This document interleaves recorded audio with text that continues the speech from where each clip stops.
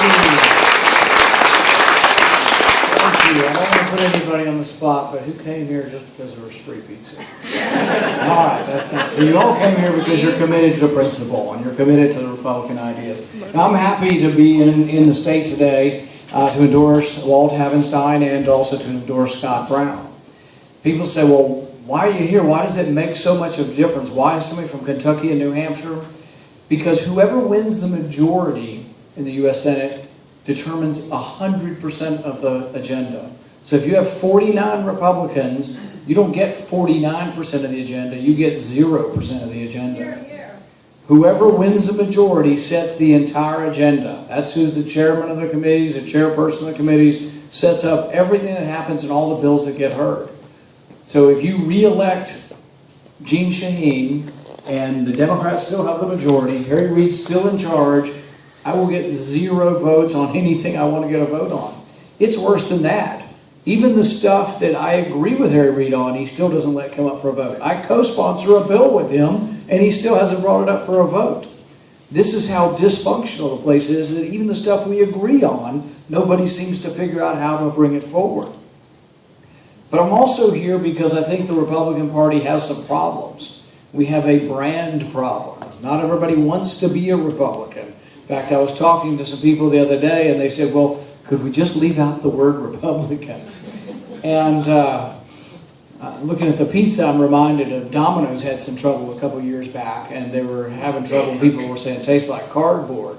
And so Domino's met with all their people, and they said, let's have an advertising campaign, and we will just admit that our crust sucks, and we're going to make it better. And so they did. They admitted it was bad. We're going to make it better. We admit what you've been telling us. We're listening to you. Republican Party kind of needs to do the same thing. It's not that what we're for is bad, but people can't figure out what we're for because they aren't even willing to listen to us anymore. So if you're poor, or you're African American, or Hispanic, or Asian American, or Jewish American, or any kind of American, you may not even be thinking about the Republican Party anymore because you think, they don't care about me. They don't care about my community or youth. The youth voted 3-1 for President Obama. Why? They thought he was principled. They thought he'd protect their privacy. Turns out not so much. He's now collecting the government that the president approves of and that he set in place and that he ordered without our approval, frankly, is collecting the phone records of everyone in the country. 300 million people are having their phone records collected. And people say, oh, well, this is just boring old business records. Who cares? Well, 2 Stanford students did a study on this. They put an app on a phone voluntarily. 500 people agreed to have this app on their phone. And all the app did was tell what your phone records are, who you called, and how long. From that information, without knowing anything else other than the length of time and the phone numbers, they could tell what your religion was, who your doctors were, in many cases, what diseases you had, what medicines you took. Think about it. Should those records be yours? Should the government be allowed to write one order from a court that says, hey, Mr. Verizon, Mr. Verizon's not a person. That's the name they put on there. They put Verizon on the warrant, but they get everybody's records that has records with Verizon. I think Verizon gets to hold your records, but you still have a privacy interest in those records. And that they shouldn't be allowed to give them up. The government shouldn't be allowed to get them unless they put your name on them. And some will say, well, you don't care about getting terrorists. The heck I don't. I care about getting terrorists, but I also care about the privacy of every American. And everybody's not guilty until proven innocent. It's the opposite. You're innocent until proven guilty. How hard is it to get a warrant? They do it every night. In town tonight, if they think someone is a murderer or rapist, and they think they live at a certain address and they want to go in that house, the police from the curb will call the judge and get a warrant. How often do you think the judge turns down a warrant to go in to look for a rapist or a murderer? Almost never. But why do we worry about separating the police from the judiciary? We worry about it because in the emotions of the chase, we don't want the police, and I think most police are good people, but we don't want there to be a problem with the police having an inner prejudice against a person for the color of their skin, or their shade of their ideology, or their political party.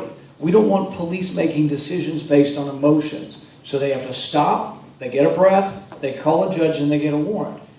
Why do you think this is important? Have there ever been times when we didn't obey these rules? When due process wasn't great? When people didn't get lawyers, didn't get trials? Yeah, it doesn't take too long ago to think about it.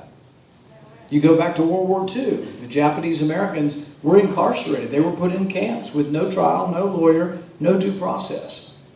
African Americans in the South, across the South, were treated in a shabby way and often didn't get trials, didn't get lawyers. So there were times when we haven't done the right thing. Jewish Americans have been treated. So the thing is I tell people, if you are part of any group that was ever mistreated by the law at any time in history, you're precisely the kind of person that needs to listen to this concept that we defend the Bill of Rights. Not just the Second Amendment, but the First Amendment, the Fourth Amendment, the Fifth Amendment, the whole thing. But if we do, as Republicans, if we'll defend the Bill of Rights, I think what we'll find is, you know what, there's a whole universe of new people who are going to say, my goodness, that's what I want. I'm about fairness. I'm about everybody being treated fair by the law. Think about times when we haven't done it correctly. Anybody remember Richard Jewell? Richard Jewell was the guy everybody said was the Olympic bomber. He met the profile. He was an introvert. My goodness, if we're going to punish introverts, a lot of us are in trouble.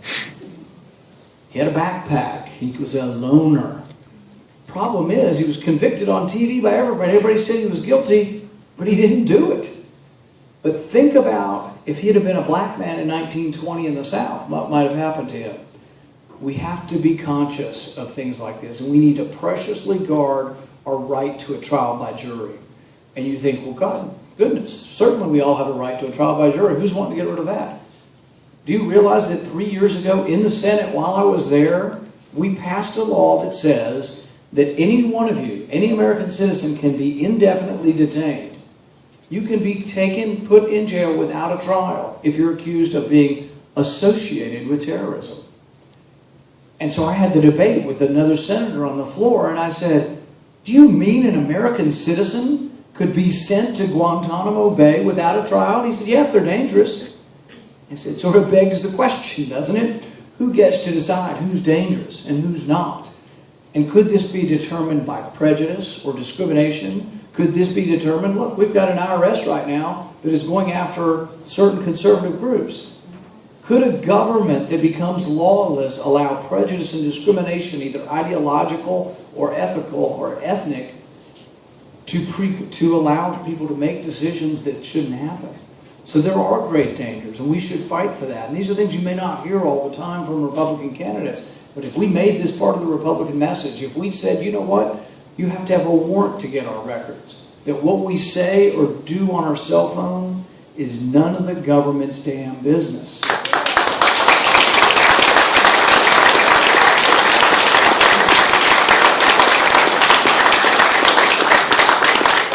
And people say, well, how would you get terrorists? Well, I had breakfast with a high-ranking intelligence official, former intelligence official, and we had this discussion. I said, well, can't you get a lot more information if you have a warrant? He said, oh, yeah, a warrant's a lot better. We don't have to worry about so many of the limitations on what we can look at. And I said, well, are you ever turned down from warrants? He said, no, but it's slow. I said, why don't we speed up the process? Let's speed up the process of getting warrants for the bad people. And if Mr. Smith is a potential terrorist and he called 100 people and we think 4 or 5 of them look suspicious, let's get a warrant for them. And if they called 100 people, we look through those, and if 4 or 5 of them, I don't care how deep into the haystack you go looking for terrorists, but you do it in an appropriate way. I also think if we make the haystack so large that we're looking at everybody's stuff, we'll be so inundated with data that we won't have a clue what we're doing. And that's about where we are now. Think about those 2 boys that were the Boston bombers, the Sonarev boys. The Russians told us about them. We interviewed them, and I don't blame the FBI. They may not have had enough information to hold them. But for goodness sakes, wouldn't you put them on a fly list? Wouldn't you have watched? You've been tipped off by a foreign government that they're potential terrorists, that they've been back to Chechnya and they've been radicalized. We didn't know the guy went back. Why? Because his name had a variant of spelling and it didn't show up on the computer list. I'll bet you there's someone in this room who could write the code to figure out variants of spelling of names so you don't lose somebody on a watch list. I guarantee there are 100 people, 200 people in the country who could do that in 10 minutes. But your government doesn't do it. Why? Because maybe we're so busy collecting everybody's stuff that we get distracted. There are millions of hours of audio that nobody even has time to listen to, that they've eavesdropped in on conversations and they can't listen to. We have such a dragnet of pulling everybody's stuff in. The president was spied on 1,500 times for his international phone calls. Now they say we minimize the president, which I kind of think is a funny way to put it. But the thing is that, really we should think about how we're doing this and think if it's the best way and think about if we're to give up our freedoms in order to protect our freedoms. To me, it doesn't make a lot of sense. Anybody heard about Ebola? It's all over the place. And people, you want to trust your government. You want to trust that your government can do a good job of things. Government's not very good at a lot. Well, I'll just give you that. I'll frankly admit that. Government's not very good at most things. We've got to have a government. There's certain things government has to do. National defense, public health, and international travel. There's a role for government's function in this. But here's my problem with this whole thing. They have gone on and on and on telling you, don't worry. It's not that contagious. Has to be direct contact, and you have to exchange bodily fluids. What does that sound like? The first thing I think when they tell me that, I think, oh, that sounds like AIDS. You're not going to get AIDS at a cocktail party. No one's going to cough and you're going to get AIDS, right? Everybody knows that. That's what they make it sound exactly like that. It's no big deal. But then you listen to them closely, so you have to have direct contact. But you know how they define direct contact? Being within 3 feet of someone. Does anybody in here think that when you hear direct contact, you thought that you'd actually have to touch somebody? Not even just touching. We're talking about that it has to be within a cut or a fluid to get on you. This thing is incredibly contagious. People are getting it fully gowned, masked, and must be getting a very tiny inoculum, and they're still getting it. And then you lose more confidence because they're telling you stuff that may not be exactly valid, or they're downplaying it so much that it doesn't appear as if they're really being honest with us. So then, to give you further comfort, a woman who was exposed to the gentleman with Ebola before they knew he had Ebola, the first time he came to the emergency room, she's probably at much higher risk than the people afterwards. And people afterwards were getting it too. So she's exposed in the emergency room. She calls the CDC and says, well, I'm not feeling that great. I have a little bit of a fever. Do you mind if I fly? And they're like, oh, no big deal. It's not very transmissible, and if you're not showing symptoms, and I'm paraphrasing what they said. But the thing is that alarm bells should have been going off saying, no, please don't get on a plane and expose 140 more people. Now, is this going to be a terrible thing that runs throughout the United States? I think nobody knows. But it is a very dangerous situation that the president ought to be a little bit more focused on, and everybody shouldn't be out there spouting platitudes about, hey, we don't want anybody's feelings to be hurt, so we're going to let everybody continue to travel as if nothing is going on. Think about it. We could still send humanitarian supplies. We could help them. But the thing is if your mother or brother lives in Liberia, is now a good time for them to visit? If they're coming on elective travel, couldn't they wait 2 or 3 months? If we're having a conference of West African leaders next week in New York, could we not delay it 3 months? Could you use a little common sense here? Hear, hear.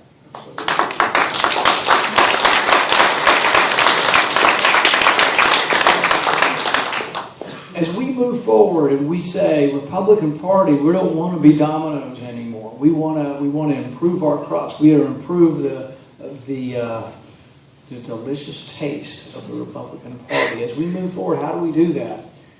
What we have to do is reach out to new constituencies, and we have to indicate and show that we have something to offer.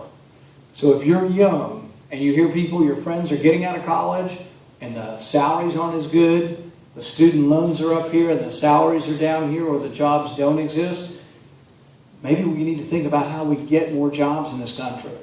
And it shouldn't be based on the emotions that you think, oh, the Democrats care about me. They have cute little kids in their advertisements, and they care about people. Well, the thing is we've been giving them a chance to create jobs. And where are the jobs? In my state, there are less people working in Kentucky than were working in 2008. Doesn't seem to be a lot of concern for jobs. Black unemployment is twice white unemployment. It has been under this administration, the previous administration, and the previous administration. I don't accuse the president of not caring. I think the president cares about the problems. It's just the policies aren't working. You hear the Democrats, they'll talk about income inequality. It's worse under this president than it was under Bush. It's worse in states run by Democrat governors. Income inequality is worse in cities with Democrat mayors. So if they want to talk about income equality, explain to us why they're in charge of so much of it. The rich have gotten richer under this president. The poor have gotten poorer. But before we go crazy saying, let's take money from the rich and give it to the poor and we'll all be richer, think about why someone gets income inequality.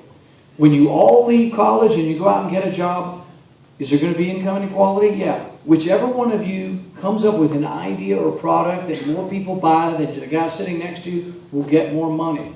Do you think they should? Or do you think we should just distribute it equally among all of you no matter how well you work or what your ideas are? That's completely ludicrous.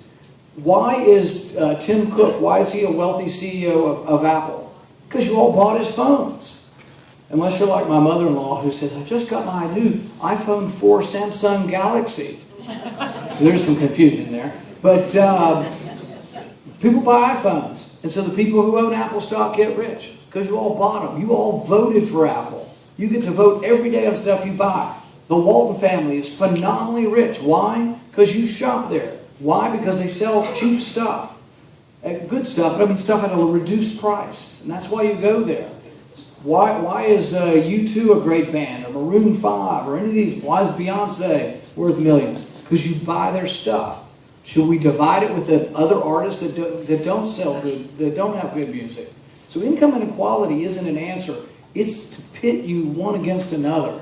It's an envy game. It's a zero-sum game. What we need to do is how to figure out how to get more jobs here. And I'll end with this. There is $2 trillion overseas. If you want jobs to come home and you want jobs to be here when you get out of college, you want that money to come home. So how do you propose we get it to come home? The business tax in our country is 35%. The corporate income tax is 35%. Do you know what it is in Ireland? 12%. Do you know what it is in England? 20%. Do you know what it is throughout most of Europe? About 20%. In Canada, the business tax is 15%. If you're opening a business, where are you going to go? Businesses can go anywhere. They're not coming here. Americans are going other places to start businesses. But successful American businesses that have international reach, Apple has $180 billion overseas. They brought zero of it home because they're not going to bring it home at 35%. I called the president last month and I asked him, why don't you help me bring that money home? We could put the tax part of it into the road fund and the rest of it would flood into the country and create jobs. In 2005, we did that. We reduced the rate to 5% and $300 billion came home.